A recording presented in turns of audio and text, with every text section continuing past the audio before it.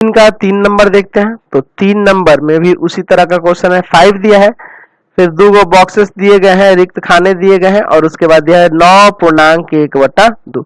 यानी देखिए इसमें प्रथम पद यानी कि ए का मान दिया है 5 और चौथा पद 4 नंबर वाला पद दिया है ना, यानी कि A4 बराबर दिया है 9.1/2।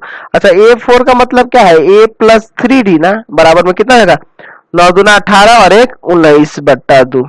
ठीक है, ए का मान यहाँ कितना रखेंगे 5 प्लस 3D बराबर में 19/2, यानी कि 3D बराबर हो जाएगा 19/2 और माइनस में 5। अब चलिए यहाँ से पहले D का मान निकाल लेते हैं।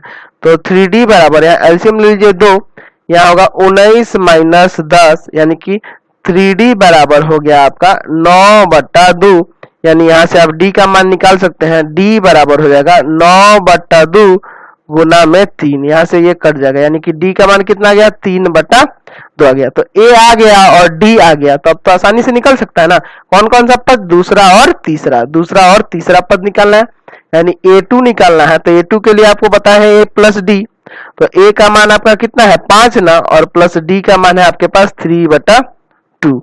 चलिए यहाँ एलसीएम लेके जोड़ लेते हैं। 2 5 दूना 10 और प्लस में होगा 3। एलसीएम लेके जोड़ने आता है ना, कुछ नहीं तो यहाँ 1 है नीचे, इसका एलसीएम होगा 2, इसमें से भाग करेंगे 2 जाके ऊपर गुना करेगा 10 आ जाएगा, इसमें से भाग करेंगे 1 जाके 3 में गुना करेगा 3 आ जाएगा, यानी 13/2। पूर्णांक में तोड़ देना बेहतर रहेगा, तो यह हो जाएगा 6.1/2।